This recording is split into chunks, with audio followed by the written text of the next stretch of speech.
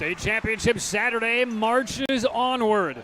The defending champs pit one of the longest winning streaks in the nation against an inspired team playing for a higher cause. It's the 42nd annual North Carolina High School Women's Volleyball Championships, pitting the undefeated Carrboro Jaguars against the Warriors of West Iredell.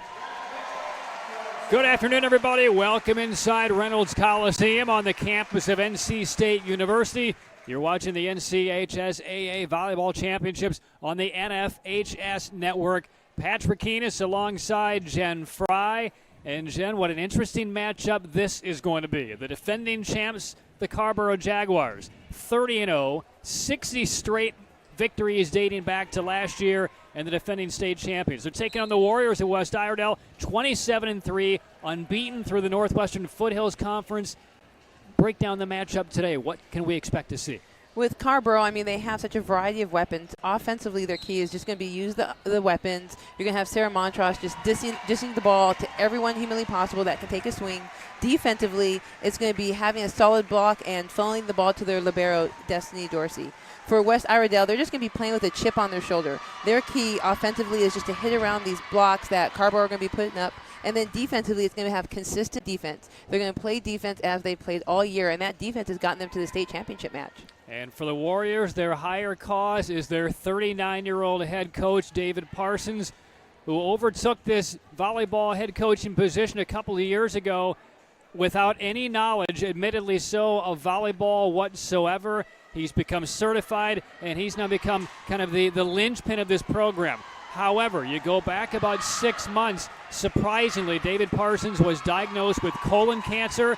Just 5 days ago, underwent his 7th round of chemo of 12 as they try to help cure his colon cancer. It has unified his team. It has brought the entire school together, the entire community together. They know they are undersized. They know they are perhaps overmatched and perhaps outclassed by this Carrboro juggernaut. But right now, this is a dream season for the Warriors that would be a fitting finish if they were able to upend the defending champs. Well, as we know, this is their third state championship game appearance. And so right now, what's the worst that can happen? They've made it here. You know, they're playing against a talented team, but we've seen losses occur. They just have to really play great defense, have great ball control, and come out with the attitude of they're going to win. With the match underway, West Iredell in the green and black on the left side of your screen. The Carrboro Jaguars in all black on the right side of the screen. And already an emphatic beginning on the double block by Carrboro. So again, they come in 30-0, and they've won 60 straight matches. They've won their last 28 sets in a row. On paper, this is going to be a daunting task for the Warriors, but anything can happen once you get in the lights of NC State for the championship. 1-0. Sarah Montross, number 10. Everything will be funneled through her. Oftentimes they will look for Destiny Cox, number 8. There's the touch. Montross in on the block. And it is 2-1 to the Jaguars. Both points that have gotten so far have been off of blocks. I hope West Iredell is going to realize how big they are and start trying to hit the ball around, because you cannot defend against tools off the block. And the libero for the Jaguars, Destiny Dorsey at 5'6", the jump serve. And on the approach, Mackenzie Sharp, one of the top killers on this Warrior team. And Destiny Cox, first kill try, blocked down to the court by Mackenzie Sharp at 5'11". You know, I think the worst thing as a big hitter is to be blocked by a small blocker. You have to have the idea that hit at 28 feet, hit deep and hard. Do not try and go for the 10-foot kill, because if you do, the smaller blockers will eat you alive. It is 2-all. Here's Montross, number 10. Cox, the outside hitter. That is going to be nearly impossible to stop. Big swing, a high elevation, massive power. But she's not all about power, the MVP of last year's championship. I mean, that was a great swing, but it still was a little low. You know, that middle blocker was late. I think she needs to worry about reaching high and hitting over the block. Not hard, but over the block. Great things will happen when you do that. 3-2 Carrboro. Ball movement is going to be central for the Warriors today, and that is a little miss hit. So what we saw was wide, 3-all. Something we saw different is usually when the setter takes the first ball, they want to give it to the libero so the libero can give two options. This one we saw kind of old school where the right side took it and was able to run a fast offense with the middle blocker. Serve handled by Cox. This is Penny Newell. And a chance at a lead for the Warriors. And we have a dispute already by the Jaguars. Wow. They thought that was off of. That ball was completely off the antenna by the hitter. That was okay. We got it. We have a reverse of calls because that would have been a huge mistake that the referees don't want to start out the game at 3-3 with a mistake like that. So I'm glad that they were able to reverse it because that ball absolutely attacked the antenna. Yeah, drilled the antenna. Perhaps the official down on the floor thought it might have just been moving because of the net, but it was absolutely squared up. Point, though, to Carrboro, 4-3, and David Parsons got a brief explanation. And now the referee on the floor went to the scores table, and now again over to Steve Skanga. You know, there are times you want to complain about a call. This is not the time. I mean, this ball completely hit the antenna. It was overtly obvious. I think Parsons shouldn't want to waste their time doing that. It also isn't a replay. Well, I think the question is they have not overruled it. They have now reinstated the former call. So evidently they're saying it wasn't off of the antenna after some further discussions. Well, he's calling to West Iredell. No, he's actually calling he's calling a replay now. The up ref is calling a replay. Okay. So now it might go back to 3-3. Yep, it might. No, actually, it might be. Yeah, go back to 3-3. And this right now, this is kind of setting the tone for the up official. Yeah. He is not going to want this type of game with these type of mistakes. So he might want to kind of up his game and get this party started. That's exactly what they've done. They've taken the point off of the board for the antenna violation. They will replay the point. It's 3-all. There's an overset and an easy dump down by Lucy Ann Ferguson of the Warriors. One of two West Iredell players with over 300 kills. Mackenzie Sharp the other. And the Warriors have a 4-3 lead in the opening set.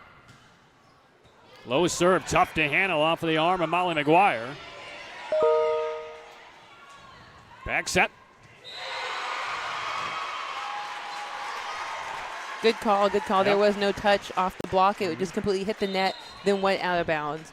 We're seeing right now that Carrboro is kind of nervous with their passing. They're going to need it to calm down so they can get the ball to Sarah Montross and get some good swings. All right, well, we know what Destiny Cox can do on the outside. Let's see what she can do from behind the service line. Committed to play volleyball at UNC. Destiny Cox, the 6'1 senior. 4-all first set. And Ferguson kept alive. Little joust around the net. Newell comes to it. Cox from the back line. Got a tip. It'll be played by Jenna Bodenheimer in the back. Free ball to the Jaguars at 4-all. Ferguson. Dorsey. There's the bump set. The soft touch. Diving to keep it alive is Dorsey on the dig.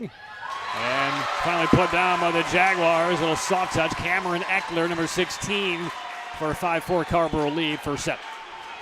We're seeing from West Iredell, we're seeing some great ball control, running the offense pretty fast, pin to pin. And so right now Carrboro is trying to adjust to that with their block. Yeah, talking with David Parsons, he said that's been the big key for us. It's ball movement.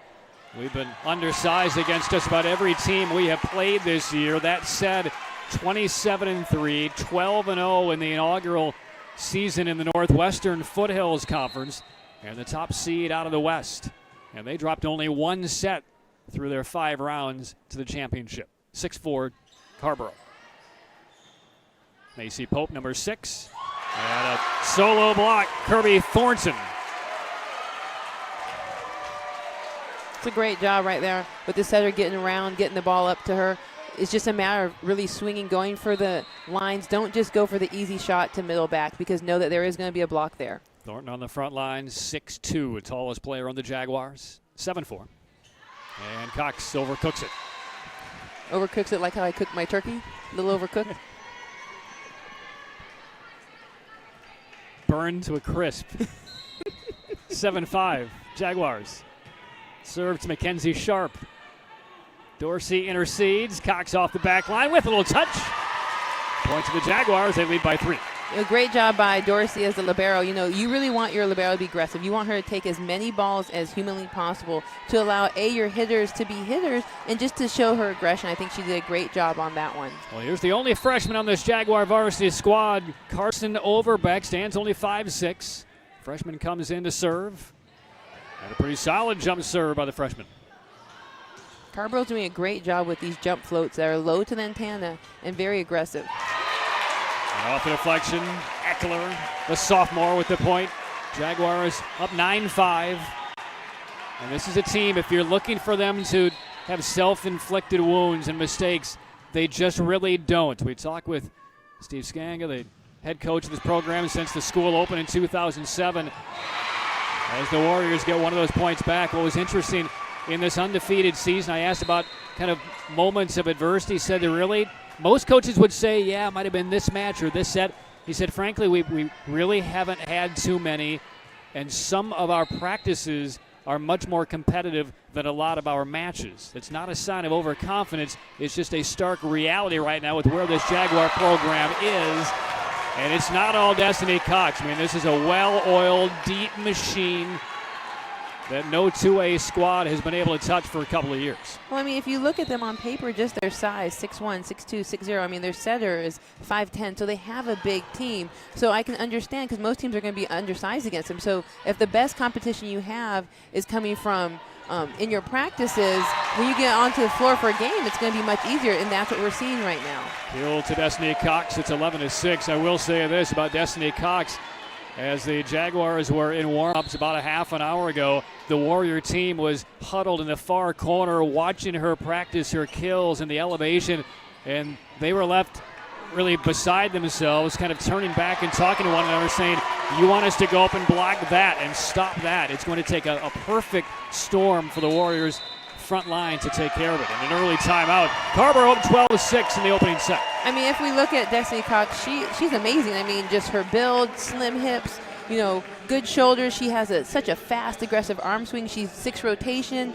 UNC Joe Segula, they have gotten a great pick with her. She can go right now and start on any collegiate team. And so I think that her kind of as the foundation, and people are building around her, the role players are doing such a fabulous job. I think, Carbo is it's the team to beat, and West Iredale is going to have a tough time, especially if they're not getting their block, they're solid to get touches on the balls to funnel them to their defense.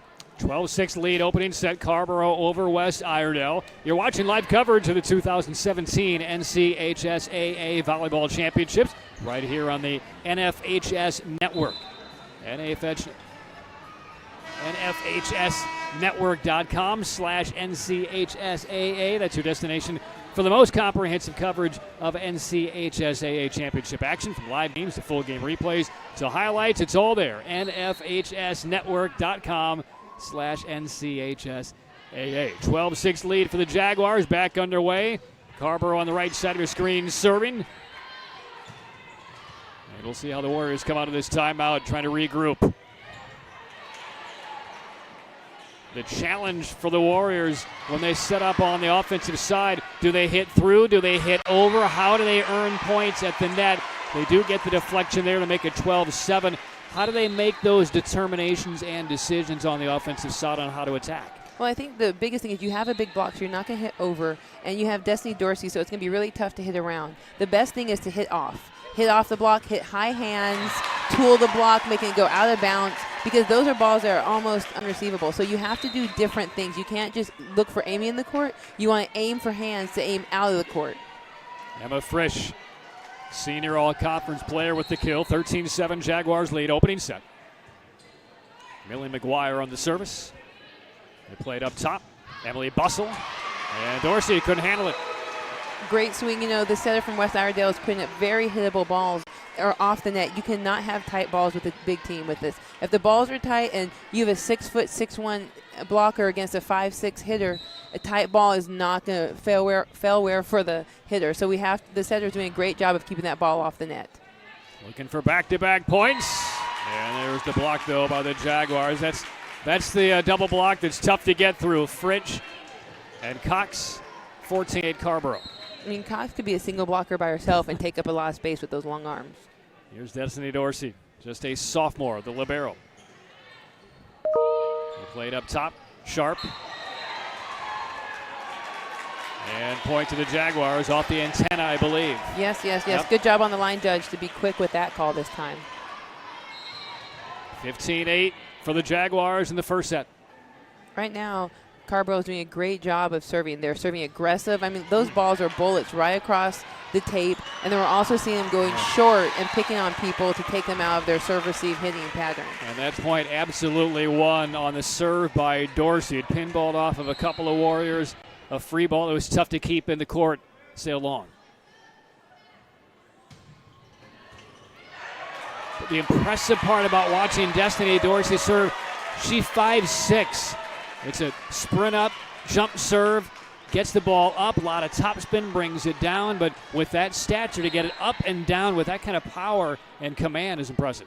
Yeah, well, I mean, that's the best thing about keeping it low to the net is that it stays relatively low, so it makes it a little tougher to pass because there's a float to it. And that's what you want to see with a good jump float, is you want to see that float to it so that people don't have the opportunity to be standing there and have a solid platform. They have to be prepared with their feet to move to get behind that ball. Well, Destiny Cox is guiding that one into the near corner.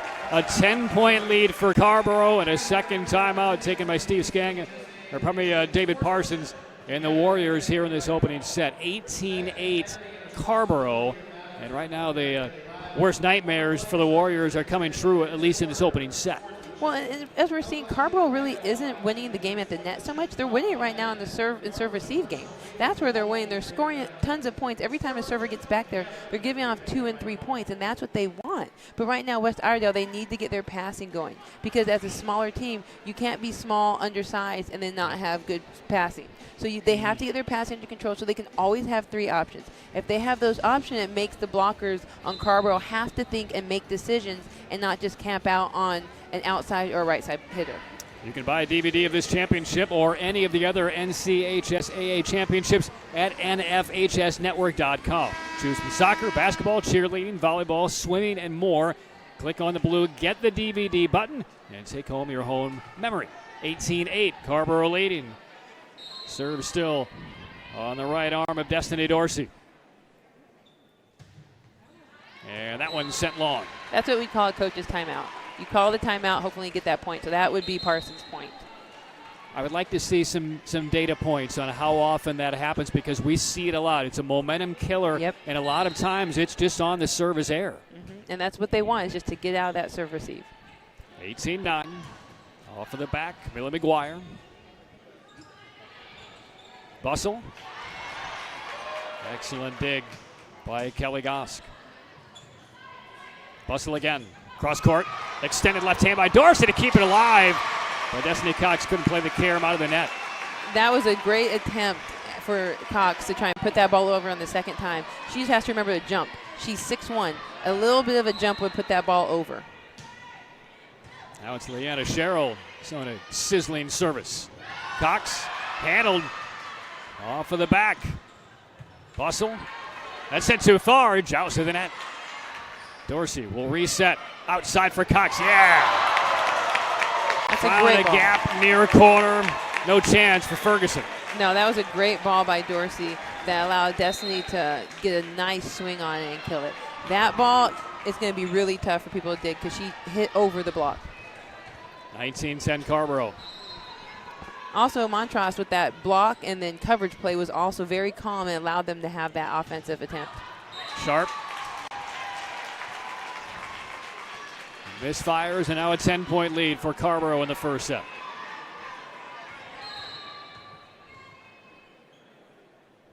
And it's Montross on the serve, a knuckler. Back set. Blocked straight down into the net. Point to the Warriors. Yep, that was great. Cox was just a little too far inside and then tried to reach with her arms instead of her feet to get out there and block. You always want blockers to get out there with their feet and not just reach with their hands. Hands will be easily tooled. Bustle on the serve, tough to handle again, and a free point now for the Warriors, 20-12. And we're seeing right now how aggressive serving can help keep them out of system and get them aces, and that's what you want. Be willing to have some errors because aggressive serving will get you a lot more winners. And again, from a diminutive player, Bustle stands only 5'3". And just missed. Good decision by Dorsey to alligator arm that serve coming her way. Alligator arm? Is that a technical term? It's what I do with the bill at the restaurant. I'll buy, you buy. Oh, you beat me to it. You've never heard that phrase? 21-12. Carrboro by 9. Back to the senior, Destiny Cox. Another nice float serve right over the net. Ferguson handled by Montross. Playing near side, Eckler. Oh, big attempt and just long from Bustle. And she's got to keep swinging. You have to keep swinging. They cannot go to free balls or tips. You know, the errors, good things happen when you swing. Take the errors, but just keep swinging, especially against a big team like this. 22-12, Carborough by 10, back to Cox. And that will not clear.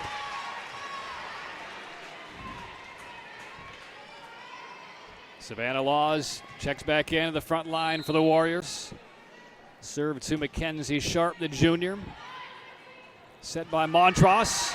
And a lot of area right there for Kirby Thornton, the senior.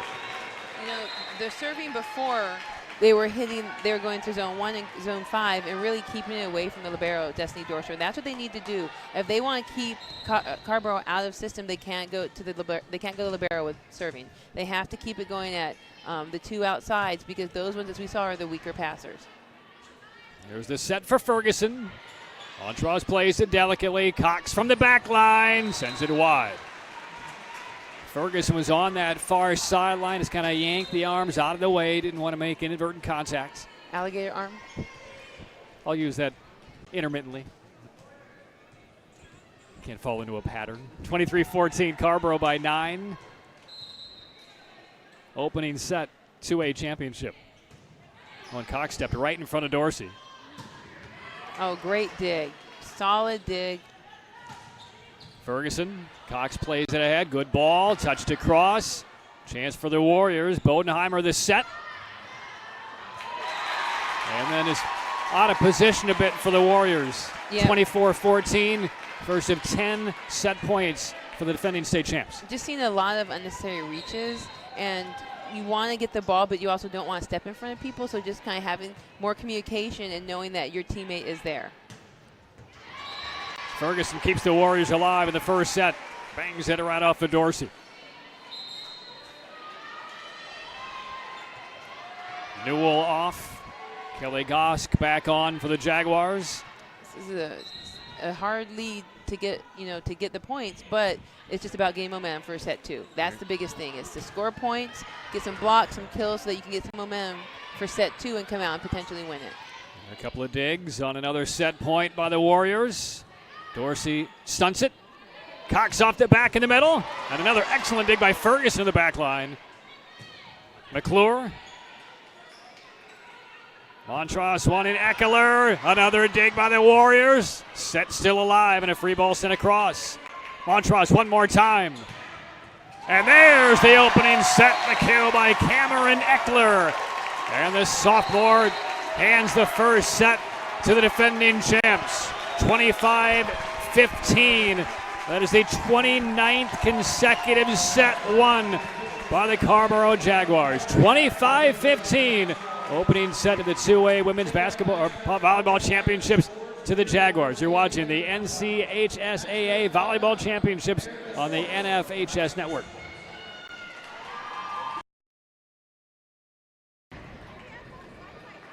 Back inside Reynolds Coliseum on the campus of NC State University. It is the 2A Women's Volleyball Championships right here on the NFHS Network. Patrick Keenis, Jen Fry. First set, Carborough as advertised, 25-15. Not a lot of faults in the mountain for the Jaguars in that opening set. Tactically, what can the Warriors do to change things up in the second set? Aggressive serving, super aggressive serving, going at whoever is not the libero, essentially. Destiny Dorsey is a strong libero, will cut in front of people. So really aim for the hitters that are passing, aim for the sidelines. Make Dorsey have to really reach outside of her body to get those balls, or not even have the ability to get them because you're aiming at people. So aggressive serving is going to help create out-of-system plays, not allow 3 options all the time, and giving the West Iredale block a chance at getting some good touches. Now the Warriors in their 3rd ever title appearance, first time in a decade, when they were at the 3A level, losing to Conley in a 5-setter in 2007. Their only other appearance back in 2002. The only state championship of any kind for West Iredell was a cheerleading championship. So this would certainly be a banner win for the Warriors if they can come back. But again, Carrboro, owners of a 60-match winning streak that goes back to last year's championship season, where they also finished undefeated. And the opening points, set number 2. Cox off the outside, smokes it off of the arm of Lucienne Ferguson. 1-0 Jaguars. Great high swing. It's what you're going to expect from someone who is 6'2" and probably touching 13 feet. Slight exaggeration, maybe 10-4. Here's Destiny Dorsey. Quality serves in the opening set. They elect to let it go, and it was just long. Lucienne Ferguson at the very last moment pulled back. Great serve, though. You know, you'd rather have a missed serve going out versus in the net, because if it's going out, at least they could potentially attempt to play it. 1-0. Up in the far corner. Off for the back, Miller McGuire. Cox lets it go, and it's wide. Talk about Steve Skanga, who became the head coach of this Jaguar team back in 2007 when the high school opened. He was actually a track guy. He was a wrestler in high school. Didn't start playing volleyball until he was 26. And he did that more as a training mechanism for his other passion, which is ultimate frisbee. He thought his conditioning would be helped out by working in the sand and volleyball for the frisbee competitions. Yep. Turned into a whole new career for a juggernaut. Excellent dig in the back by Ferguson. Point plays on. Ferguson again. And the Warriors earn that one. And that was a great earn that they did. I mean, Ferguson was back there just digging those hard hit balls and really allowing, you know, the offense to get going because they can get some swings on those. Ferguson feeling it her midsection. She was on the deck 2 separate times. 2-all. Ferguson sticks her arm out, gets that dig. Montross for Cox. Down the line. Power kill by Destiny Cox. Caught that at the apex.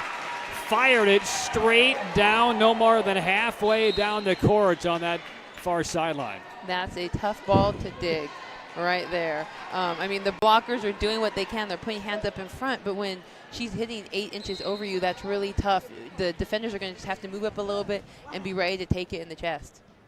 Destiny Cox, the MVP of last year's final with 16 kills, well on her way again. Good save, chased down by Macy Pope. 3-2, Cox off the back. There's the finesse.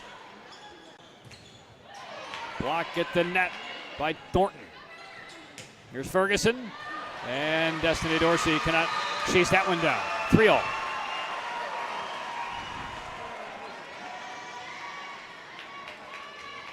Savannah Law is back on the floor for the Warriors in the front. Sharp the service. Eckler, that one's handled. Ferguson, tough angle. Dorsey got underneath it. You know, as their head coach, as Carboro's head coach said, that she's taking 2/3 of the court, and she really is taking 2/3 and making some great plays. Quick touch, and unable was Emily Bussell. Nearly got that right top of the hand underneath it. Kill the Jaguars 4-3, but at least the Warriors are making Carboro really work hard, exert to put these points away. Yeah, this is not an easy. It's not going to be an easy win for them. West Iredell, they got here for a reason. They got here because of their craftiness, their ball control, their defense, and they keep that up. They're going to make it really tough for Carborough to win. Tough serve to handle on the back. Bodenheimer got to it, and the free ball across. Cox to Montross. Now to Eckler. Good step in by Bodenheimer. Montross sets to the middle, and that's long. It was untouched. 4-4. You break down the season for the Warriors, 27-3. 2 of their losses came to North Iredell. We will see them in a couple of hours as they play for the 3A state championship. Give you the idea of the quality of competition and high quality play that the Warriors have had in this inspiring year. Well, I think it also speaks to the level of play Iredell County has to have 2 of their teams in the state championship game. 5-4 Carborough. Jaguars did drop 1 set in last year's final, defeating Maiden in 4.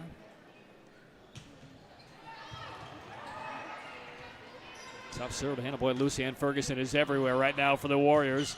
Bodenheimer digs. They look now for Ferguson. Far corner handled by Dorsey. Eckler. Ferguson one more time. Got it through the double. Did she get the deflection? No. She did not. Warriors thought that she had, as did David Parsons. So, and now they have overruled. Point to the Warriors. it actually wasn't overruled. Number 10, Sarah Montross, was very honest. Went up to the up ref and said, I actually touched that ball. You don't see that too much. So kudos to her for her honesty and being honest and saying, I did touch that ball. It's their point. And her father, Eric Montross, is in the stadium today in his purple Carrboro t-shirt. Proud of his daughter for that point of humility. 6-5, Warriors have their first lead of the second set. Montross was the Carrboro Jaguar before this match began, feted for the Sportsmanship Award. Well deserved. Ferguson from deep. Eckler, blocked down, kept alive, and no, 4 hits. Point to the Warriors. Carrboro now looking to their head coach, Steve Scangla. They thought that was only 3. But it was the up official who called 4. The look on your face tells me you maybe disagree. Yeah, that was kind of questionable. Very much. I'm glad that Sarah Montross is okay with that slip that she did in that fall. Yeah, Dorsey wipes up a little bit of perspiration on the floor. 7-5, Warriors lead second set. They trail 1 set to love. Montross to the middle, Fritsch. So most middles run a quick ball, but as we see with Fritz, she's running a high ball at 2 in the middle and is scoring really well on that. It allows her to get up there and reach on those balls and hit around the block. Defensively, how do the Warriors adjust? Making sure they always have a double block on there, if possible a triple block.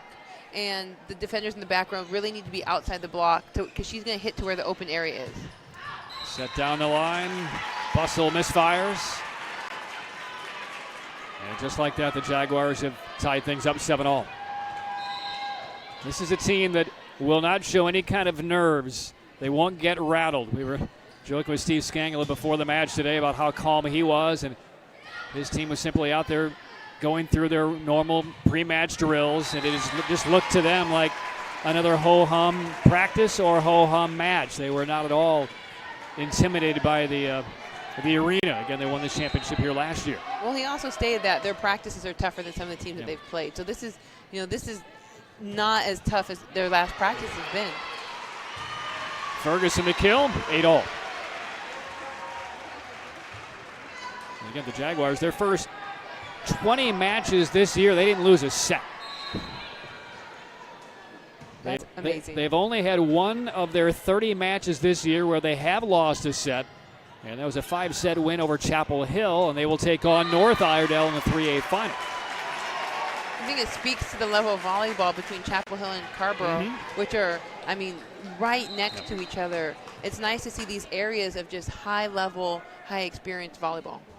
9-8 Jaguars lead. Destiny Dorsey on the service. She's just a sophomore.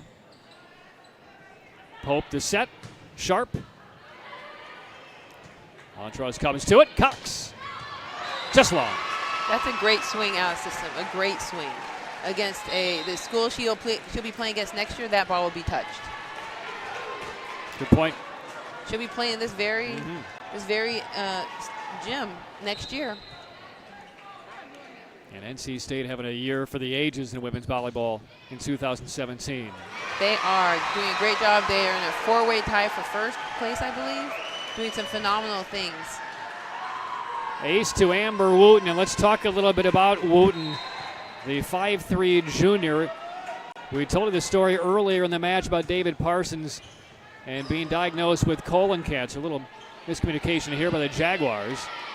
But number 15 on the right side of your screen with the first touch on this ball, and she'll head back and serve it again with an 11-9 lead. We told you David Parsons also doubles as the women's basketball coach at West Iredell. It was last winter when it was the mother of Amber Wooten, who is serving right now for the Warriors, who follows the women's basketball team very closely, comes to a lot of games, noticed a change physically in David Parsons, approached him and said, "Are you feeling okay? You've lost some weight. I think you should go see a doctor." Now, Wooten's mom is a nurse, so she would know and be able to kind of pick up on these type of symptoms or potential issues. So David Parsons did, and on Memorial Day weekend, then got a call from his doctor saying that he had stage 3 colon cancer. So in a lot of senses, Wooten's mom and Wooten, the player, responsible for the great recovery right now for David Parsons. And a big run, thanks to Amber Wooten, and a timeout taken by Carrboro. Well, what we're seeing is that Amber Wooten is keeping the ball away from Dorsey. They have been going towards the left side of the court with their serving, and the serve receive has just not been up to par. There's not even getting 3 options. It's the balls are being shanked. They are just having to be free balled over. So as I talked about before, aggressive serving will keep them on the board and keep them getting points, and they're doing exactly that. And as the first set ended, you and I were talking off mic about the adjustments that maybe the Warriors need to make. And again, you put it in context, it's not as though David Parsons has been coaching and embedded in volleyball for 30 years. Admittedly, he says, I haven't. I went online, learned as much as I could. I got certified as quickly as I could. But again, 2 years ago, he didn't know really much at all about volleyball. So our thought were, does he have kind of the nuance to figure out what needs to be changed tactically? And to that point, we didn't see Wooten at all in the opening set. Now she's in the second set, so there's a terrific coaching adjustment that has worked out very, very well for West Iredell. 13-9. Wooten again. Just a little short. And it happens again. Another timeout, icing the server, and an error. Yep, the Carrboro head coach, that's his point. You know, they were on a fantabulous run, which was just stopped because of a missed serve. We got to keep that ball aggressive but in to keep having to make them play the ball. Montrose serving for the Jaguars, down 10-13. Up the line, Dorsey handles. Cox coming from off the court, gets it down. A little deflection, landed in anyway. 13-11, 2 straight for the Jaguars. Yep, and Sarah Montross is back there and can serve anywhere on the court. We saw her warming up. She can go short, deep, really pick on whoever she needs to. Montross again. Goes deep, cross court. Pope comes to it. And Sharp with the point. Blocked out of bounds. 14-11, West Iredell. Aiming high for those hands, hitting it out of bounds, that's going to get you some points, and they can't defend against that. There's a boomer and a clean ace for Emily Bussell. 2 heads looked at one another on that back line for the Jaguars. That's not going to happen often. It's not as tough because right now Destiny Cox is playing right front, so she's a hitter. And that when Destiny Dorsey wants to take as many balls from her because they're going to go after her and make her just be a hitter. Because right now, right through the fingertips of Destiny Cox. It's a 5-point lead for West Iredell. Well, if you're Steve Skanger, the head coach for the Jaguars, are going to bring Cox up a little bit and let Dorsey handle that corner or not? Even push Cox more to the right side of the court so that Dorsey has to take more area. No, a solo block by Mackenzie Sharp. A massive solo block. That was a great read, hands over the net. There was no way that Carrboro was going to be able to pick that ball up. That was a great block. And the several hundreds who made the drive from Statesville, North Carolina to support the team in green and gold. Up 6 in the second set, looking for the equalizer. Bodenheimer the set in the back row. It's overhit and put down again. Mackenzie Sharp. Green and gold fans rise to their feet again. 18-11 Warriors. Timeout again. Carrboro. Great serving, great aggressiveness. They're blocking well. There's a lot of passion, a lot of love on this West Iredell team. You know, they're playing for Parsons right now. They're playing for their coach who is battling colon cancer, and you can see it in their faces and what they're doing. They didn't take that first set as the opportunity just to kind of lay down and let Carrboro run after them. They are now just pushing even further, really attacking them from the service line where they can score their points from. Because as we know, if we're going hitter versus blocker, Carrboro is bigger and stronger. But from the service line, they can score many points, as we're seeing. Well, in the middle of that huddle, it was only about a 5-second outburst by David Parsons at his team. It looked like Vince Lombardi in the locker room for the Green Bay Packers. Then he deferred to Brinsley. Stewart, his revered assistant coach, who has had to overtake a lot of the duties, especially with the medical issues this year of David Parsons. And she finished up the strategy session of that timeout. 18-11 Warriors. How do the Jaguars handle this? And was that deflected? It was not. Perhaps off of the antenna. 18-12.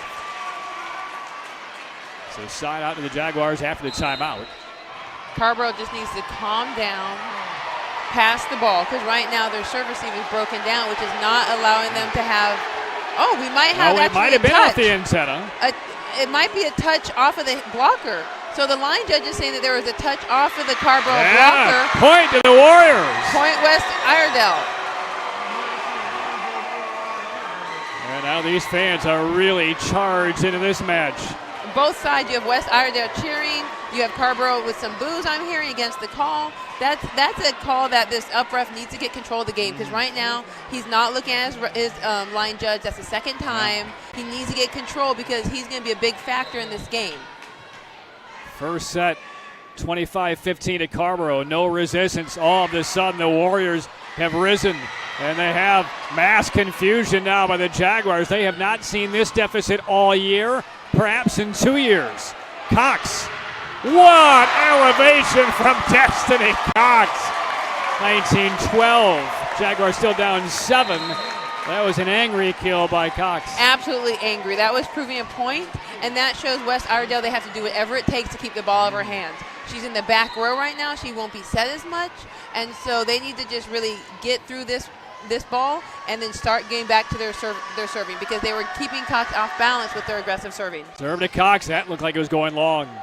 Played by the Warriors. Cox moves it ahead. Montross looking for Eckler. Dug on the back by Bussell. And that lands in, and a fist pump to the heavens by Lucianne Ferguson. It's 20-12 Warriors. And great ball, great swing. Right now we have Sarah Montross. She's up for tips, and then we have Destiny, who has all the deep balls, and she just really can't help dig that line. Shaky dig on the serve by Dorsey. The Warriors full throttle. They set Eckler. Handled by Sharp. They're looking for the hot hand, Ferguson. And a quick little set across. Warriors lead by 8, make it 7. 20-13. But again, no simple points for the Jaguars. Not in this set. Dorsey out. Carson Overbeck is in to serve for Carborough. West Iredell, if they want this game, this is going to be a hard 5 points. A hard 5 points of staying aggressive and staying relentless with their defense. Serve Overbeck, clean ace, just inside the line. Excellent call. First time we've seen Overbeck in this match. So we'll see if she brings that special formula like Wooten did for the Warriors earlier in this set. Overbeck, just a freshman. Off the tape. Well played by the Warriors. Ferguson shoves to the corner. Touch from McGuire. Blocked down! And again, it's Ferguson right in the middle of it with Savannah Laws. Yeah, the right side just hit a little too low to the net, and I mean, a great solid block by West Iredell. 21-14. Warriors lead. And if they can claim this second set, maybe this is a year of destiny for David Parsons and West Iredell. And that serve just clear the net. Cox from the back. That's handled. Let's see if they look Ferguson's way again. They do. And Ferguson delivers again. Ferguson's been great defensively, offensively, passing the ball, has been doing phenomenal stuff for the team. And right now, West Iredell needs to keep Destiny Cox in the back row. They are digging her back row attacks. They can't really handle her front row attack, so they need to keep serving and keep her in the back row. Ferguson, the conference player of the year, number 22. There's a kill from the middle, Emma Fritsch. Fritsch, one of the 5 seniors on this undefeated Jaguars team, trying to win back-to-back state titles. But they are getting a run for their money here in the second set by the Warriors. 22-15, West Iredell. trying to level this championship. Hope this set. The runner, Ferguson, not that time.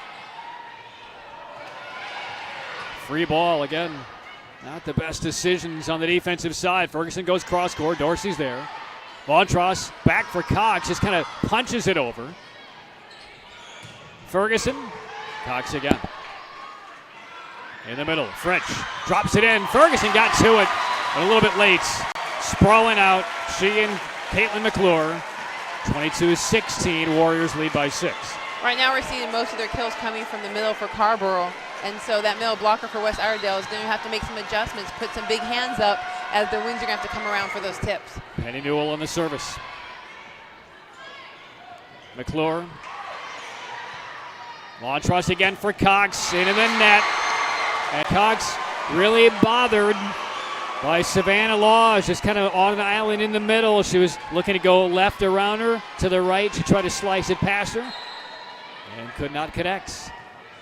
Warriors within 2 points of the set. Dorsey steps in front of Cox that time. And there is Emma Fritsch. Fritsch has been really the point scorer right now in taking up the area for Dorsey. Now they're going to have to worry about Fritsch and Cox in the front row. That's going to be tough for this middle blocker, West Iredale. They have 2 points they have to get. So they're going to hope they get a good pass. It will run 3-option offense to keep the Carrboro blockers off balance. Served by Millie McGuire. They look to the outside. Bustle down the line. Set point Warriors. Great job with the West Iredale and swinging line. Right now, Carrboro's defense is kind of keeping more of left and middle back and leaving the line open, and West Iredale has done a great job of attacking that line. Bodenheimer the service. Set point West Iredale. Fritsch blocked down by Sharp. And the Warriors in a dream season draw even. Great double block. They realize that Fritsch is doing the 2-ball. They have enough time, and this is the second time they've had a solid double block to get the block. Remember, the defending champion Jaguars have played 30 matches this year. In 29 of those, they have won in straight sets. Just the second time this year any school has taken a set from Carrboro. We are 1-all. It's reduced to a best of 3. You're watching the CHS Volleyball Championships on the NFHS Network.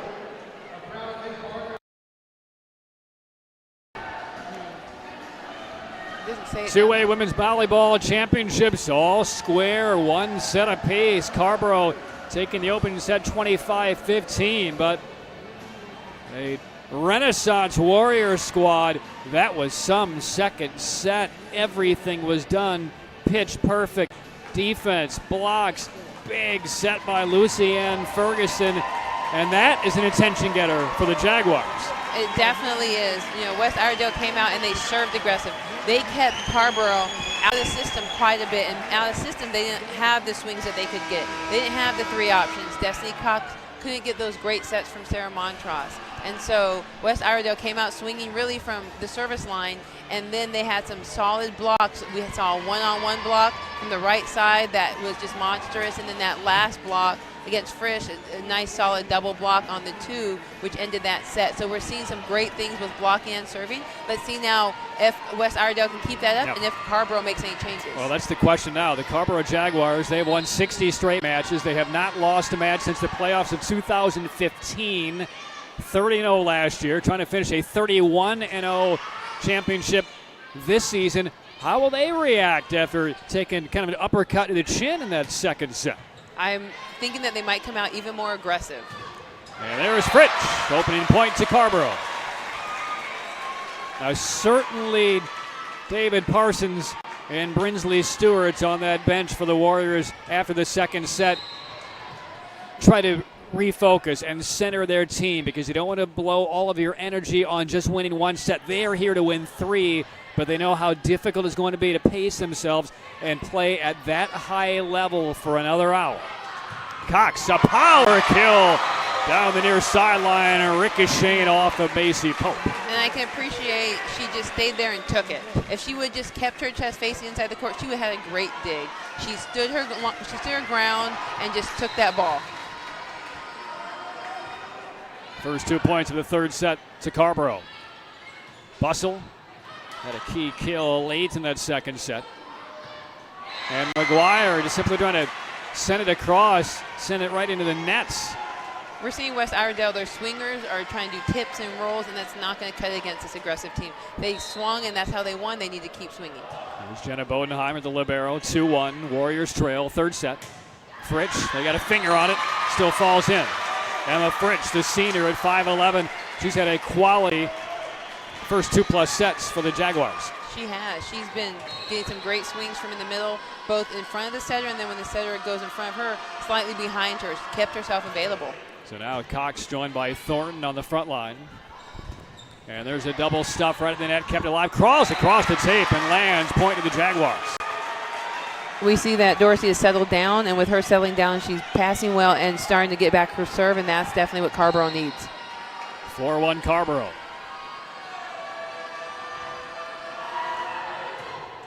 Dorsey, deep down the middle. Second touch into an area. Dorsey, a little late expecting it. She can cover just about every inch of this court. But the surprise push across and a quick point for the Warriors. She has to know that West Iredale is going to do whatever they can to score points. And if that setter dumping from the 10-foot line, that's what's going to happen. Serving 2-4. Wooten into the net. She was the ace of that second set in the serving department for the Warriors. 5-2 Carborough. And here's Montross. Goes short. As we spoke about, she can serve short, deep, and just kind of pick her targets. Look out, Destiny Cox with the angle. Cross court, left to right. But the credit to the serve for Montross to set that up because the return was awful for the Warriors. 6-2. Yeah, and what we're seeing from West Iredale is that their middle is not double blocking Destiny. You cannot leave her one-on-one with a 5'8" blocker. It will not work well. There's a long set for Sharp and pounds it off of Millie McGuire inside the back line. 6-3. And that's a great swing. Good things happen when you swing. Tips and rolls are not going to be a team that has a 60-plus win streak. Warriors have won 19 straight. Checking in 27-3. They have never won a championship in a second straight service error by West Iredale. Can't have those mistakes. Those are mistakes we didn't see at all in set number 2. The last thing Carborough needs with this 60-match winning streak are free points. Exactly. And it can't be that winning one set is as good as it gets. It has to, you come out, maintain composure, and go through what you did to help you win set 2. 7-3 Jaguars. Kept alive. And the Warriors thought that was the third touch, and it was. It was a late call, but it was the right call. Everybody stopped essentially on the Warriors side and looked at the up ref. And the official a little tardy in making the decision. Did he call a double? Because that would have probably been more of a lift than a double. And that actually could have been a call that the Carborough head coach protested, because you can double the second ball, you just can't lift it. Oh, good job by Ferguson. A little misdirection by Lucianne Ferguson.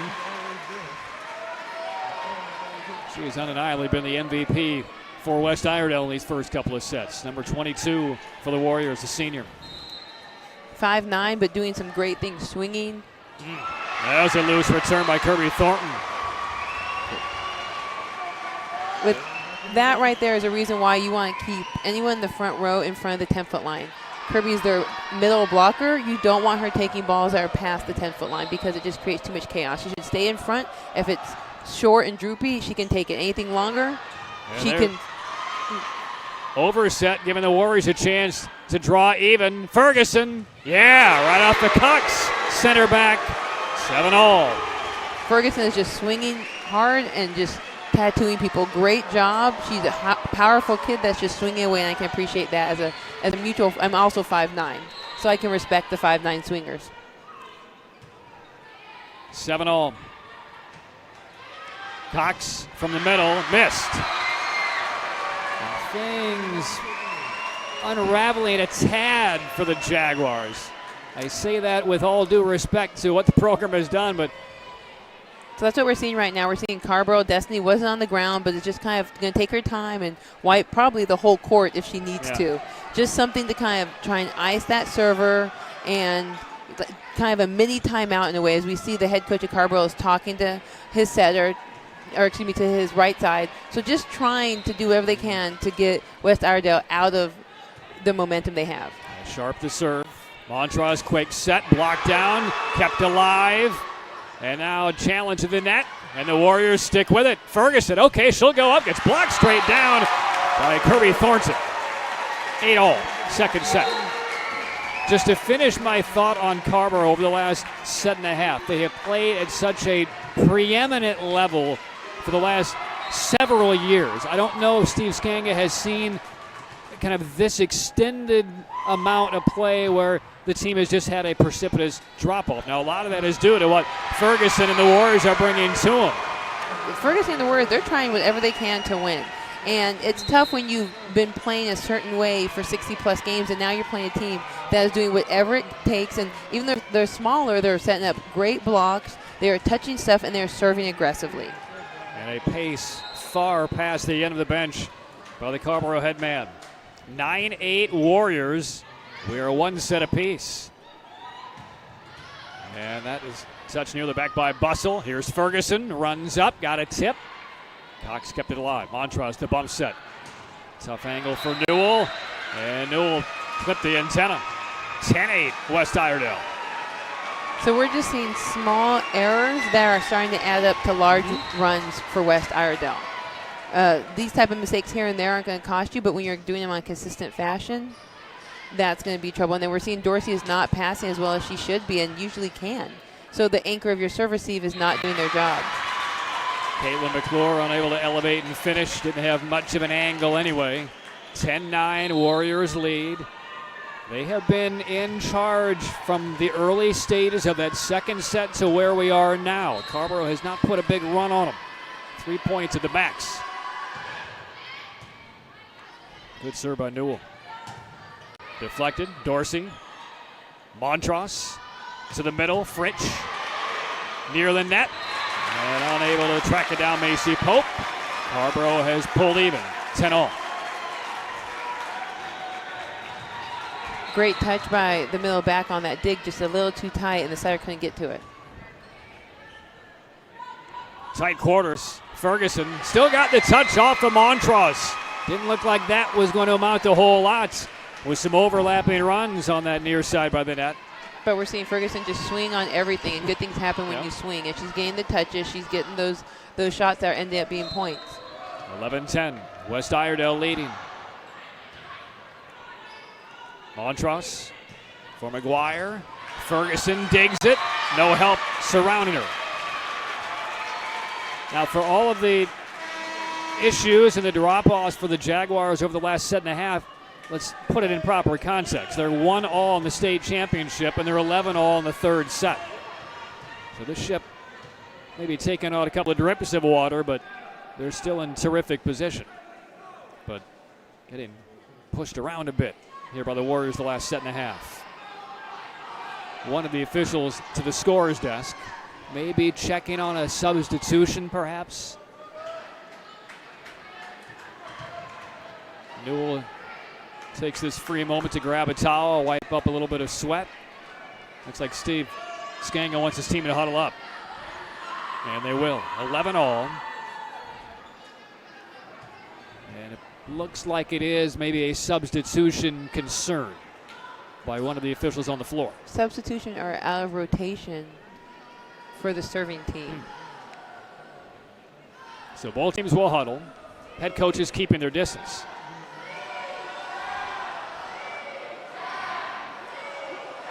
And now the head coaches will be, I believe, brought to the scorer's table. Steve Skanga now tiptoes over.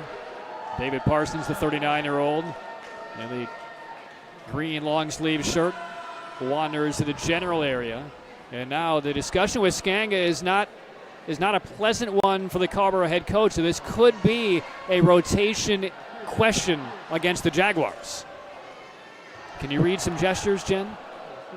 It might be that, or like you said, incorrect maybe substitution. Maybe they had a substitution go in that the scorers did not get. Now, if it's a substitution issue, what's the ramification? And how far back can they go? It just depends on when the whistle was blown. If there was a whistle blown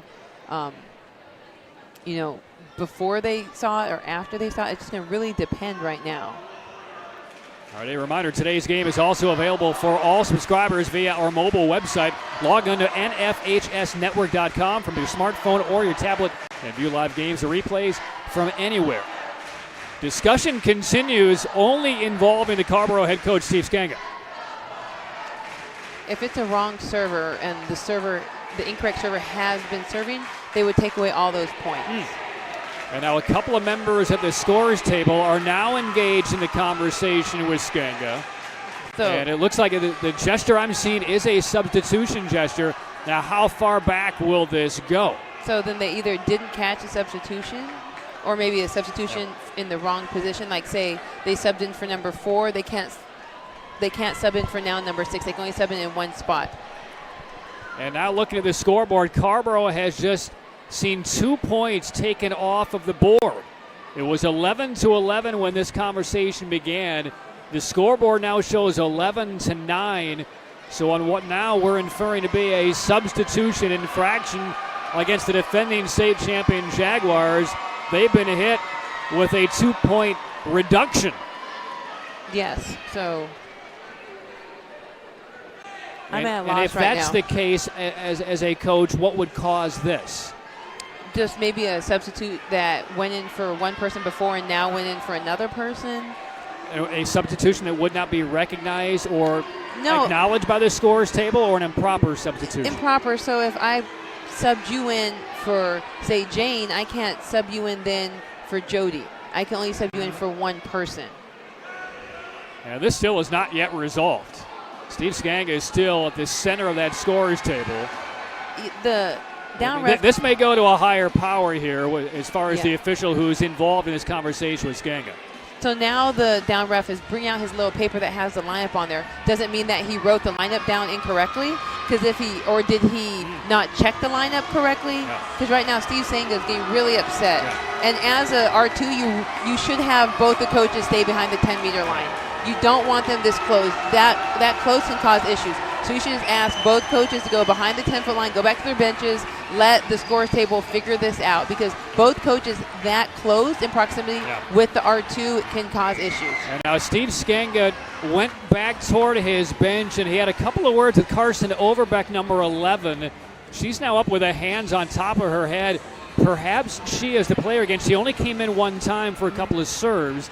Perhaps she is the player who is being contended, maybe substituted improperly. We don't know. Just trying to read the tea leaves here. And Skanga now, he's pointing to his bench, and it looks like he's sending some other player onto the court. And is it going to be number 9, Kelly Gosk? So maybe what could have happened is that the lineup that he put in is not the lineup that the R2 looked at.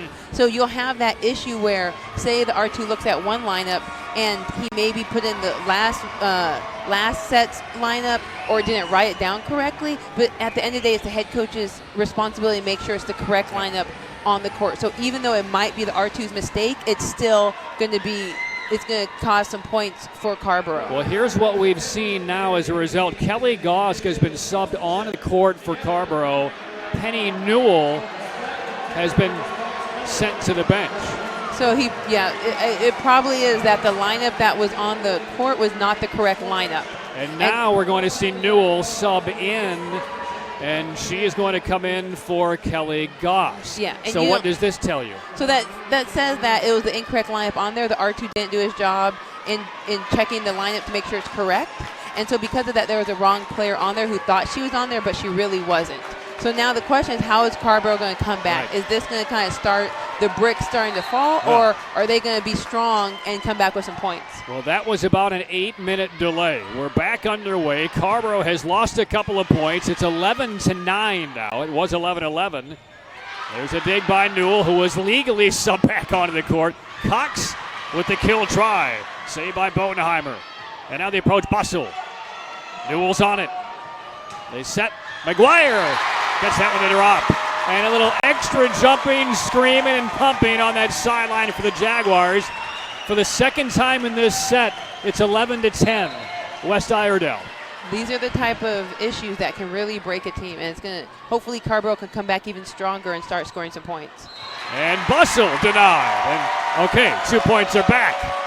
Of course, in the back of Steve Skanga's head and the entire Carrboro team, they feel it should be 13-11. It's 11-11 again. Groundhog's Day. And that got through the double block. Dug by McGuire. That Carrboro bench will go nuts if they take the lead on this point. And they just did. Sarah Montross, 12-11 Jaguars.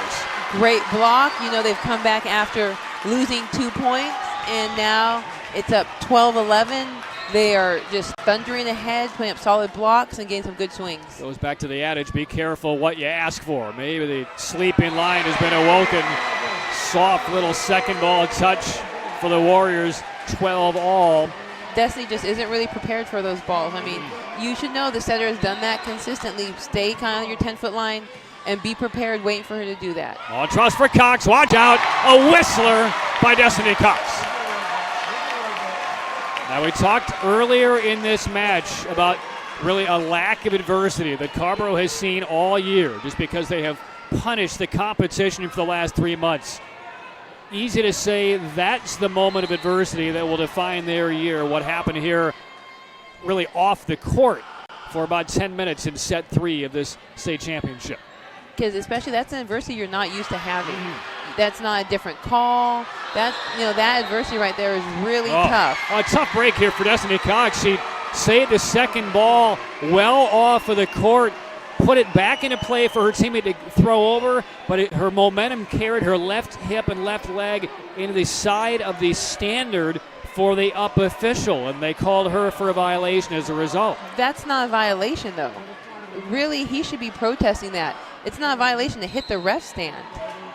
And now I thought Sarah Montross was going to go over and ask for an official protest, but no. Yeah, that's a very interesting call. 13-all, that set too much, and then stuffed down by the Warriors. They reclaim the lead. Sharp and Bustle on the front line took it down. It's 14-13. This official right now is having a really tough time keeping control of this game. He just almost made up a call when saying that you can't touch the ref stand. It's not a part of the net. Cox fires another one down, a blistering kill. I will say this, the Jaguars, through all of these issues, through all of this adversity that we've seen in the last 10 or 15 minutes, they're as poised as they were when we saw them on the court about a half hour before the opening point. They really are. They're very calm. It happened, and they've been doing their best to move on and make sure that they can just score points. Through the middle, and Kirby Thornton gets it down, and Carrboro back in front for the first time since early second set. We're actually starting to see West Iredell being affected more on that break than Carrboro has. 15-14. Nice deep serve far corner. Tough to handle for Ferguson. And simply throw it across. Chance to continue the run. Montross, solo block. Dorsey digs. Here's Cox again. Softer touch. Ferguson on the floor to save it. Cox steps right in front of Dorsey. Montross the back set. There's Dorsey again. Backline set for McGuire. Bustle. Blocked down. And Carrboro leads by 2. One of the best points in the last 2 sets for the Jaguars. 18-point. They lead by 2. Exactly. West Iredell seems to just be down, has lost their self-confidence. They need to figure out whatever they need to do, get back to cheering, being aggressive, swinging, being relentless with their pursuits on digging, passing. 16-14. Here's Cox again. Big hit right into the bench of the Warriors. And a timeout asked for by David Parsons. Right now, West Iredell is expecting Mackenzie Sharp, who is 5'11", to do solo blocking against 6'2" Destiny Cox, and that is just not going to fare well for West Iredell. They need to get 2 blockers on. When they got 2 blockers on there, they were getting blocks. They were funneling the ball to the defense. Now, with 1 blocker against her, Destiny Cox is just having her way with going line, going angle, going sharp angle. These Carrboro fans, especially the students who made about a 25-mile trip here to Raleigh, North Carolina to follow their unbeaten Jaguar team. They've been on their feet since very early in the first set. Eric Montross, the father of Sarah Montross, was calmly sitting down in an aisle seat here at Reynolds Coliseum, until that episode involving the substitution for the Jaguars, which resulted in 2 points being taken off of the board for Carrboro. Now he's standing. It's as if he's on the bench in Chapel Hill. He's fired up, as are everybody, the Warrior fans as well. This certainly has been ratcheted up in terms of intensity over what we've seen in the last 20 minutes. It's been a great game. You know, I can be honest and say it's a great game. It's something I didn't expect. And so I'm glad that West Iredale came out here and has been just showing what they are capable of and what got them to the state championship game. Served by Montross. Center deep. Dorsey, nice two-hand save. Cox again from the outside. Yes, a full ball inside the back line. Well, they've realized that there's no reason to go middle or right side when they're giving one-on-ones with Cox. There's no reason. You just keep feeding the beast on the outside. It was a quiet first quarter plus for Destiny Cox. Now all of a sudden, she is the point of attack for the Jaguars. Dorsey, Montross looking for Cox again. Here she is off the outside, and another blitzkrieg kill by Destiny Cox right against the knees of Amber Wooten. 19-14. So what we saw was that they tried to switch up. They tried to have Mackenzie Sharp play middle and then have Macy Pope block right side. And still, even with the two solid blocks, she hit down the line. And the Warriors desperately need a side out, and they get it. Mackenzie Sharp cuts it to 19-15. Now can Bustle string a few service points together. Third set, we are 1-all. Dorsey, a little too far. Touchdown, yes. Sharp again. 19-16. Seen a couple of those loose first balls toward the front from the Jaguars these last two sets. Yeah, right now West Iredale's in a great position because number 22 Ferguson's back up there, one of their top hitters. Montrose sets to the right side. Cox handled on the back by Bustle. Second ball across. Cox to Montrose. Quick touch. Ferguson's on it. And now Sharp goes soft. Three players on the floor for a moment by the Jaguars. And Wooten trying to just direct the ball to the far corner on the third hit and misfired. 20-16. And now Montross needs a towel. She and two of her teammates were in about a 3 square foot area down there on the court in the middle of that point. It is worthy of 2 towels. 20-16 Carrboro, third set. If you're just tuning in, Carrboro rolled past the Warriors in the opening set, 25-15. West Iredale became just the second team all year to take a set from the Jaguars as they won set number 2. Set 3 got to 11-11 with the Warriors in command. Then a substitution infraction against the Jaguars was caught late and forced 2 points to come off the board. It was 11-9 West Iredale, but now it is 21-16 Carrboro. They have now won 12 of the last 17 points since they lost those 2 points off the scoreboard. There's their championship medal. Right now they got to keep Destiny Cox in the back row. She's not as effective in the back row yet as she is in the front row, so keep her back there. That's going to allow West Iredale to have an easier time getting points. Best serve of the match for Destiny Cox. And ace right of the shoe tips of Amber Wooten. Jaguars within 3 points of a high adversity third set win. A little extra time for Cox. Pope, back set, handled. Cox will track it down. And the free ball across. Pope again to the middle, off balance touch by Sharp. They go back to Cox. Ferguson. Was there a touch? Yes. Yep. R2 got the touch on that. Great swing off the hands, keeping the ball away from Dorsey and Cox, who've been doing a good job digging. 22-17. Yeah, at that point, I'm not sure Dorsey had a single touch. McGuire steps in front of her on the service. And another chance for the Warriors. Ferguson up top. Dorsey funnels Montross, sets it back into the net.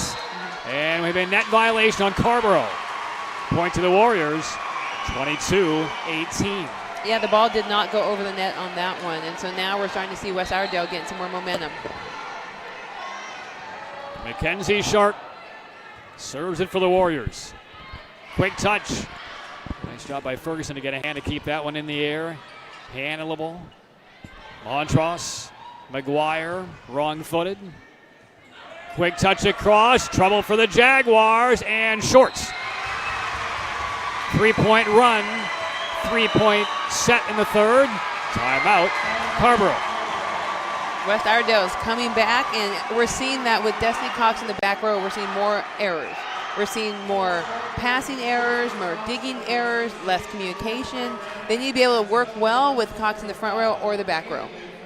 High school sports fans, never miss another game. Here's how. You become a subscriber to the NFHS Network to watch live event coverage, game replays, and highlights from high school sporting events all around the country. Millions of athletes, thousands of games, one destination. NFHSnetwork.com. High school happens here. I wish they would have had that when I played high school. Everyone could have been watching me. We'd have a lot me. more documentation, right? I don't know if I really want that, to be completely honest. Maybe that's a good thing that they were able to watch me. NFHS Network in, I believe, 43 or so states around the country. Fantastic vehicle for everybody out there watching all of these sports. So check them out, NFHSnetwork.com. Waning stages, third set, 22-19 Carrboro. West Iredale serving, quick touch, and catches the Warriors wrong-footed. There we go, with Sarah Montross giving a little tip dump herself compared to how the West Iredale setter's been doing. She's like, I can do this as well. And it came at a crucial time when West Iredale had that momentum. Fritsch is back on the floor, front line for the Jaguars. Destiny Cox remains in the back, 23-19 Carrboro. 2 points away from the third set. Bussell slaps it alive. This one has to get over. A long attempt, but wide. Brings up set point for Carrboro. When you see balls like that, that's a ball that another person on the court can step in and set. You don't want to have a setter sprint to get that ball because the touch isn't going to be as quality as if someone just could step in and set that out of the system. Carson Overbeck, the freshman, set point. Long. 24-20. Great aggressive serve, though. Great aggressive serve. 4 more need to be saved, however, by the Warriors. Dorsey, Newell return. Macy Pope serving for the Warriors to keep the third set alive. Cox the bump set. Montross, and there it is, the kill from Emma Fritsch just off the sideline on the substitution, and the Jaguars overcome their most adverse riddled set of the year. And they come back to take set number 3, 25-20. They are one set away from repeating and finishing a second straight undefeated season. Set 4 on the way. Carrboro leads West Iredale 2-1. You are watching the CHS Volleyball Championships on the NFHS Network.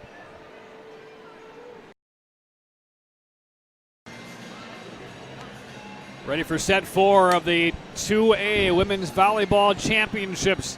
You're watching them live on the NFHS Network, the North Carolina High School Athletic Association. Patrick Keenis, Jen Fry, and boy, has this been an entertaining match, especially second through that third set. The Warriors played probably as good of a set as they could against a team of Carrboro's level in set 2. Set 3, they looked good. They had an official's call go their way with the loss of a couple of points by a substitution infraction against the Jaguars. But in the end, Carrboro rallies back and puts the set away. What right now do you think that the Warriors learn and need to apply to extend this to a 5th set? Really serving aggressively. We saw that serving aggressively, they were able to score a tremendous amount of points, especially when Destiny Cox is in the back row. You know, so serving aggressively, making everyone but the libero play the ball, and then also on the other side of really trying to put up a double block to make sure they can contain Cox. And I misspoke last time, but it was the setter that was pulling off, not blocking, getting the tips. And potentially against other teams they play against, they can do that because the other team tips and rolls. But when you have a 6'2" outside who touches 10-4 who's going to UNC, you do not want to give her the whole court as they were doing and going one-on-one and allowing her to swing away. Jen, I don't know if the fans were able to watch, but before this fourth set began, as the teams were reclaiming the court, I did see that on the floor official, who was the center of attention on that substitution debacle. He walked over to the head coach for Carrboro, Steve Skanga, with his sheet in hand, showed it to the Jaguar head coach, who examined it, wrote a couple of things down, gave it back to him, and then the official went over to the scorer's table. So they want to make sure that we don't have any issues coming up in set 4. For me, it was a moment of levity, but I don't think either one of those guys was in a particularly good mood. No. But again, it's trying to make sure that everything is as it should be, in order, as this critical fourth set gets underway. First point to Carrboro. And what we're seeing right now is the lack of experience from Parsons is being able to make those game time adjustments. We're seeing that he's still doing one-on-one blocking against Cox and just allowing her to swing away. That adjustment needs to happen where they do have 2 blocks, because right now you're putting too much pressure on your defense to play a whole lot of court. Free ball across. Montross, the back set. Sliding over is Kirby Thornton. 2-love Jaguars. And a little slow to get up. Lucienne Ferguson might have slightly tweaked an ankle, but she spent a lot of time down in this court trying to retrieve balls. 2-0. And Dorsey. That right with a there. rabbit's foot. Rabbit's foot. Was it the turkey bone? Whatever you need on that one. She was lucky, and the balls are starting to go their way now. 3-love. Wishbone, that's what it's called. Turkey bone, wishbone. Y'all know what I meant. Excellent save, and there's a punishing kill by Cox. It's 4-love in the fourth set. David Parsons looking to his assistant coach, Brinsley Stewart. Do I take a timeout now? Well, what we're seeing is his lack of experience is really starting to affect the team because they are not making any adjustments. They're double blocking the right side but single blocking the outside, which I'm not sure I really understand, considering the weapon is 100% on the outside with Destiny Cox. Long serve by Dorsey, kills off the 4-point salvo to begin the set. 4-1. And Amber Wooten, quick glance to the sideline as she approaches the service. Here's Cox. There's the double block against Good, Cox. there we go, guys. Punched Good in touch. the air. Dorsey for the back, and McGuire. Bodenheimer comes to it. Throws overhead for Bustle. Dorsey's everywhere. McGuire. Montross, Cox. Do they get the double in time? They don't. It was Cox 1v1 against Mackenzie Sharp with Macy Pope somewhere in the vicinity. But with that quick ball movement, cross court, unable to get the double block in place. 5-1. Just a lot of pressure put on Sharp to block one-on-one against Cox. And that into the net. You're starting to seeing this team confidence, the team morale start to really go down with the balls that Cox are thundering down. They're making the point, and they are doing what they're meant to do, get the kill and drop the morale. This is really sharky waters for the Warriors. Trailing 6-1, fourth set. They must win it. Great dig by McGuire on the back. Cox has to send it across. Does a challenging ball. Ferguson's on it. And that one on the line. Tough angle. Big point for the Warriors. Start to get a little bit of momentum back. Now start chipping away at this 4-point lead that Carrboro has. Well, you can tell that David Parsons twice already in this fourth set has been this close to calling a timeout. Saved them to this point. Cox, the dink. Yes. And that's a great high-wristed roll shot. I mean, she came in looking like she was going to attack it and then just rolled down the sideline. How hard is that hit to control? Well, the problem is that there was so much line available, you didn't know if she was going to crank it or roll it, and you don't want to just charge up and get cranked in your forehead. So I think it was smart from the libero, but she's got to be ready to pursue that ball. 7-2 Jaguars. Leading 2-1. Whips it in, right up around the shoulders of Wooten. That's too much. And Cox, with a little bit of purpose, sends it in and still gets the kill. And a big smile on the face of Destiny Cox. Flat-footed, third ball with a little bit of purpose, but she had to lower the risk meter. That's why you want to swing on everything. Ball that's high in the air, swing on it. Good things happen when you swing. 8-2. Steve Skanga A couple of words over his left shoulder at his server, Destiny Cox, perhaps telling her where he wants this serve to go. Short middle, tough to handle, and then a misfire, though, by Millie McGuire. She was unchallenged to try and put that one down and missed. She was unchallenged. That one, you just have to have your arm up fast. Her arm up came up really slow and resulted in just kind of shanking the ball into the corner stable. Maybe that was her revenge, trying to just get somebody in the forehead. 8-3, serve to sharpen the Warriors. McGuire. Oh, the Warriors almost stopped playing up top. Pope and Law has kind of turned their back. They thought there was going to be a violation on the Jaguars. And lo and behold, they turned back around. The ball was still in play, no whistles, and it was dumped right over them. Great job. Now, I'm not sure if you saw the head coach for Carborough. He has a wand in his pocket, and he's been using it for good plays. 9-3, Jaguars. Oh, nice adjustment by Lucy Ann Ferguson. That set was almost at the tape, and she was just able to direct that with the left hand and get it down. And that's what we call a trap set. That ball was too tight on the net, too tight to the blocker.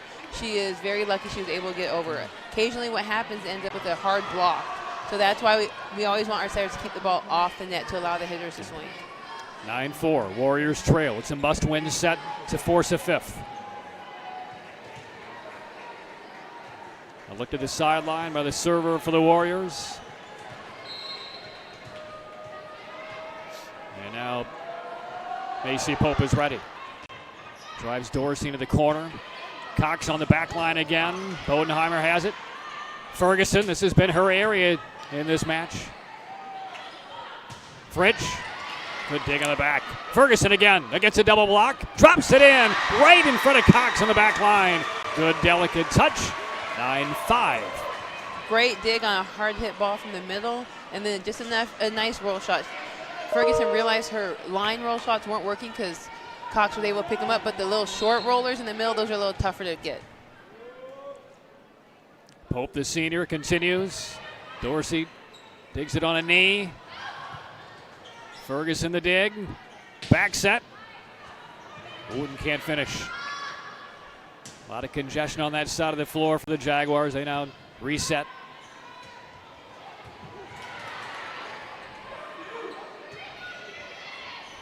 Boy, Dorsey has saved this point twice for the Jaguars. Quick touch right through Montross. Knocked her back onto the knees. 9-6. So what we saw with that one was considered an X play. You had the middle from West Iredale come in for a quick ball, and then Ferguson came around directly behind her on a high 2 ball, so the middle blocker wasn't sure who to stay with to block. 9-6, Cox forced to handle the serve. Fritsch clips the tape. Bodenheimer digs. They look for Ferguson against the double and got the touch. 9-7. Ferguson does a great job of swinging off the block and using those hands that are shown up there. There still is gas in the tank for the Warriors, but their margin very narrow at this stage. 2 sets to 1 down. Then you start to occasionally see some stress coming from the winning team because they're expected to win. They've been winning. And so how are they going to handle this? Again, they target Cox on the service. A one-arm dig by Ferguson. Eckler got it down. A couple of Warriors are down. Bodenheimer and Bussell. 10-7 Jaguars by 3. A point is a point is a point.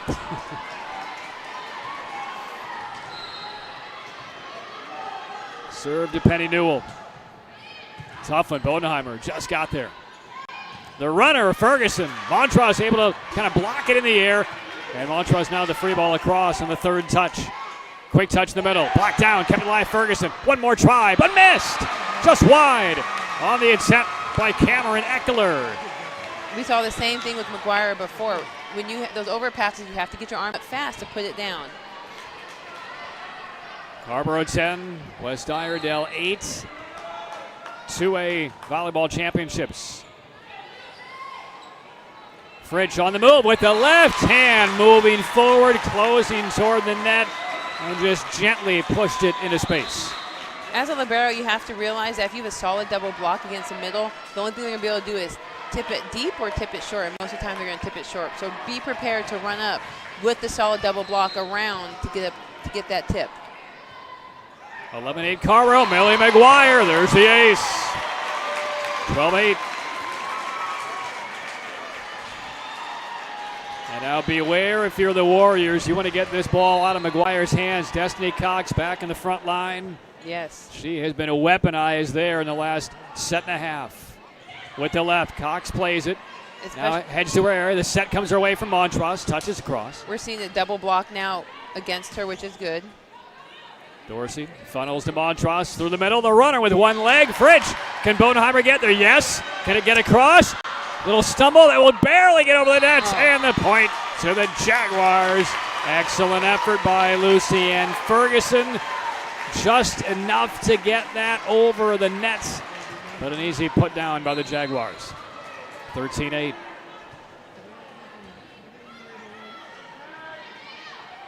Bustle. Dorsey's on it. Claps the hands. They played the back, and it didn't look like McGuire was ready for it. Played off the net nicely by Pope. Montross, they've yet to locate Cox in this possession. Pope for Bustle. Down the line. And point to the Warriors. And this will get the fans in purple, including Eric Montross, waving away at the officials. That attack was definitely not in. It was out. Right now the ref team is having a tough time with their line calls, their tight calls. It's starting to affect the game. They set up Cox this time. High elevation and powers it down right off of Casey Pope. 14-9 Carrboro. Leading 2-1. Shooting for their 61st consecutive victory and a second state championship in a row. That off the tape. Pope sets for Sharp. Dorsey has it. Montross for Cox. Whistles another one down. Carrboro leads by 6 in the fourth set. Timeout. West Iredell. Right now, Destiny Cox is just kind of having her way with the court. She's swinging line, angle, cross. She's really doing whatever she needs to do. West Iredell is starting to get a little sloppy on their defense. They're not on the line when Destiny's attacking. They're still moving around, and that's why she's able to get these swings. They just need to tighten up their defense and just keep playing. That's the biggest thing, is just have that defense going and keep playing. They should get some points on the board, but they have to get their momentum going. They have to just get their energy up. They seem like they've just called it in and said we had a good game, and that's about it. Well, Jen, the question we wanted answered after that second set ended 25-17 for the Warriors, could they maintain that high level of play against one of the most dominant 2A squads that you can find nationally on this 60-match winning streak? They've kept it up in patches, but not over the course of the last 2 full sets, which is what you need, because there's going to be no panic by the Jaguars, but you need to maintain, which is so hard to do with so many weapons that the Jaguars have. You have to play above your best level on a consistent basis to play a team that is on a 60-game win streak. There's a reason why they're on a 60-game win streak. So breaking the huddle, the Warriors. They must win this fourth set to extend to a decisive fifth. 15-9, Carrboro leads, fourth set. Pope comes to it. Sharp goes opposite the double and gets it in. Tough angle there. Didn't want to try and power it through. Didn't look like the footwork was perfect there, but cut it past Destiny Cox, is on the weak side of the play. That actually is a great open spot. I'm not sure why that outside hasn't hit more, because of where Destiny Cox is. It's in a hard angle. If she hit that with a lot of pace, Destiny might be dunking. 15-10, and there's the ace for the Warriors. Lucienne Ferguson. We're seeing a lot of the breakdown for Carrboro in their serve receive more than their attacking. And once their serve receive starts to go, then we start to see them making those hitting errors. 15-11. And Wooten nets it. Just when they get that momentum, a missed serve. And these service errors a lot more magnified in the fourth set of a state championship than it would be perhaps in the opening sets. Yes, definitely. Especially when you're down. Sharp, the touch over the double block. Left-handed to the area. Kept alive by Sharp. Third ball has to get across. Great work by Bustle to do so. Cox, 1v1. Off of Sharp, kept it alive. Somehow. Nice. Boy, that was off of Sharp's head. And then the kill try fired long by Bustle. And now you're starting to see Sharp get really frustrated because she is single blocking against Cox. It's really tough with the setter continually pulling off and not blocking, which I'm wondering why. I think it was equal parts frustration and dizziness. I think that was a pretty flush shot to the head. It was a really tough ball to the head. She was a little bit woozy. Deflection there off of the Jaguars. Point to the Warriors. 17-12 Carrboro in a must-set win for West Iredell.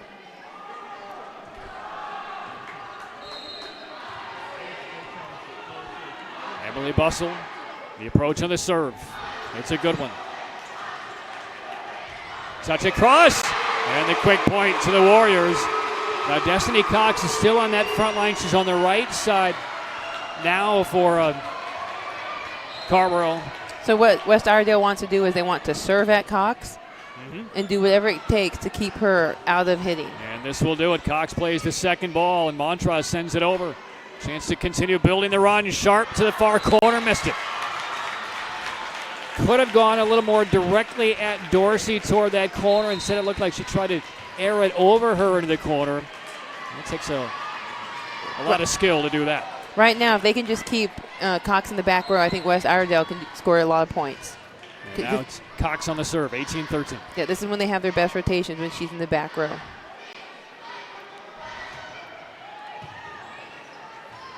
Hope.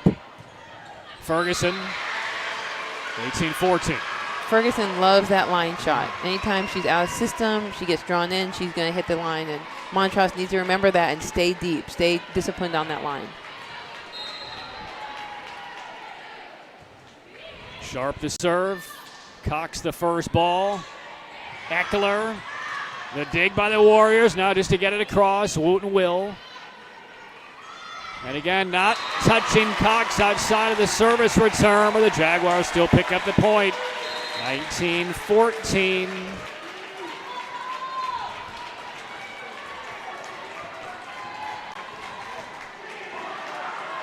And now Carson Overbeck.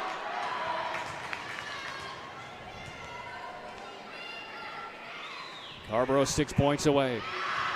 Make it 5, right on the line. An ace for the freshman. She's done a whole lot more good than harm with her serves in this championship. One mistake. That was a big ace. Overbeck again.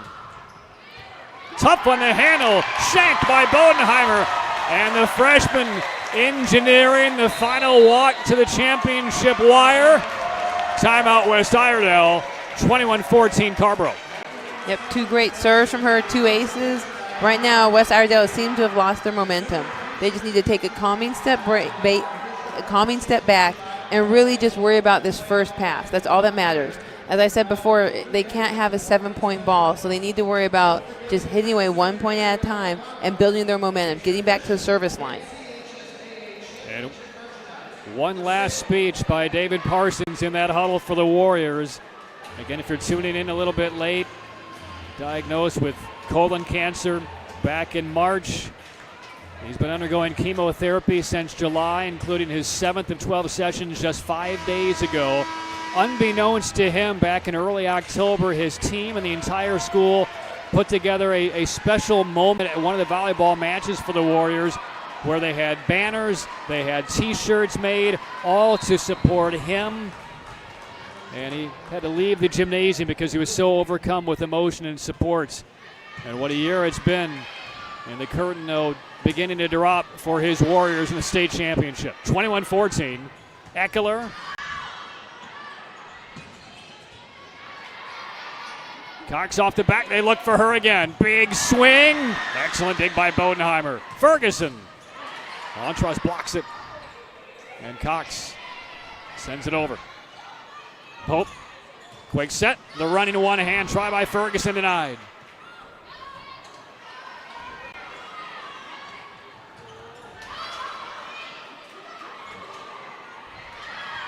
Nobody really taking control of his points. Excellent sprawling dig by Overbeck. Cox, the big hit, and the point for the Jaguars. They're 3 points away. Great play from both teams. Scrappy, swinging away, excellent digs. This is the way a game should be going. And that purple wand with the 5-point star at the end out of the left pocket. of head coach Steve Skanga for another banner point for his Jaguars. 22-14. Second ball across.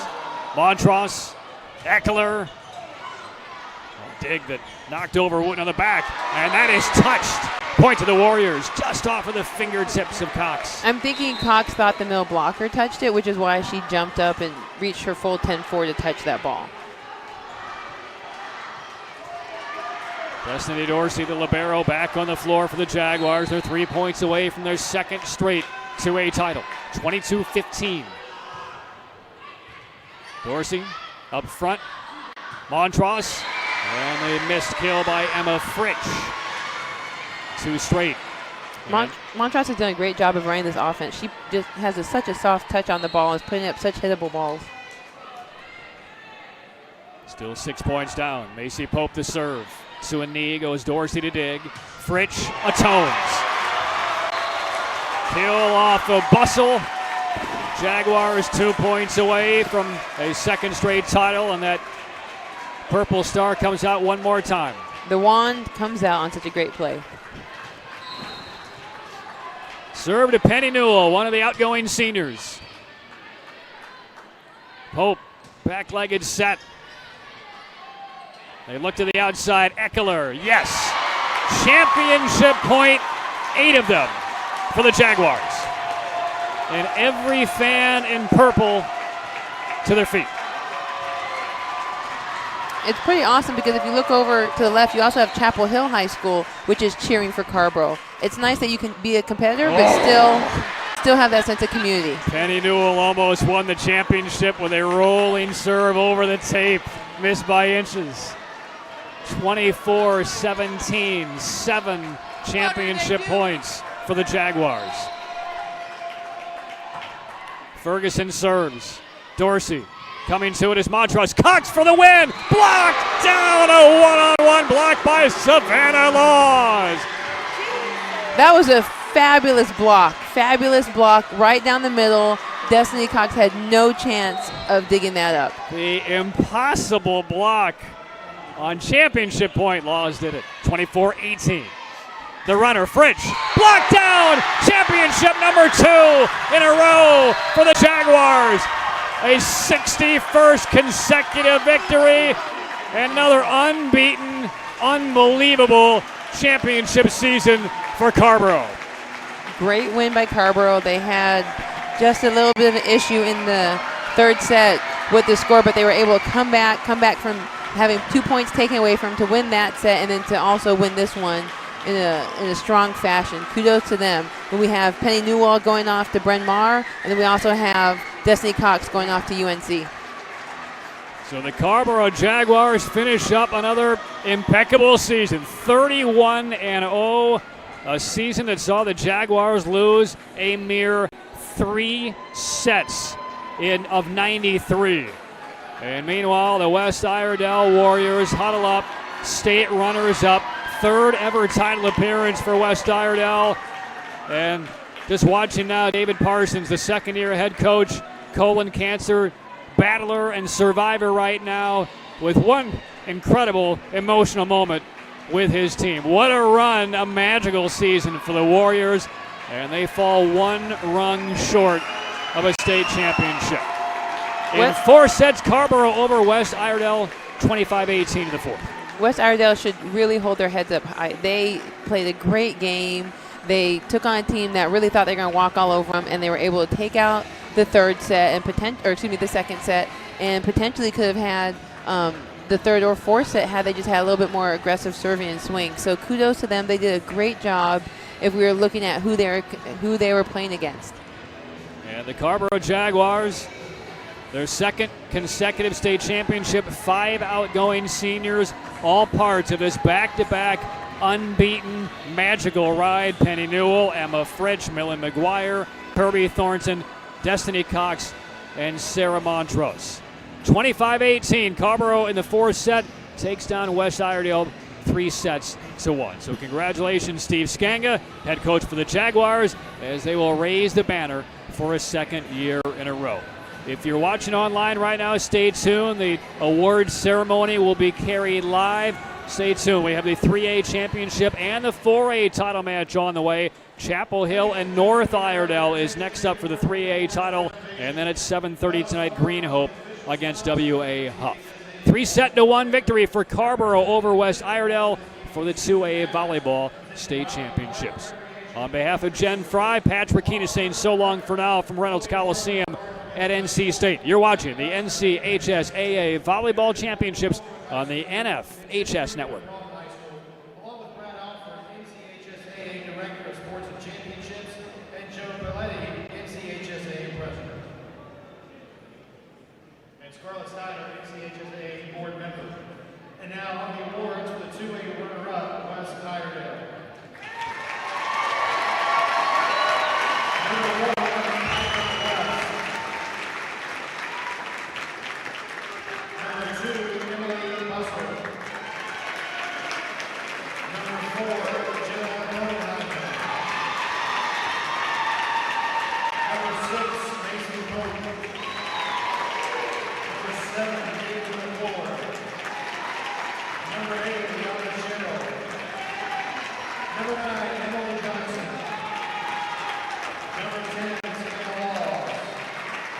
Number 1,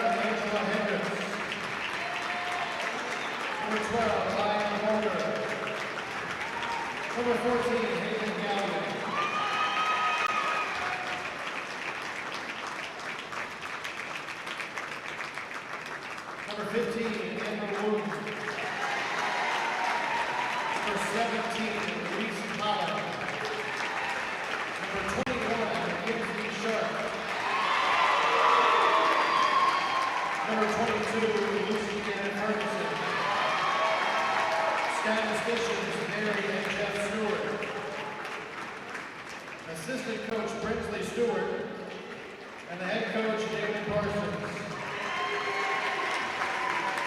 At this time, we ask the head coach and captains of West Iredell to come forward and receive the state runner-up plaque.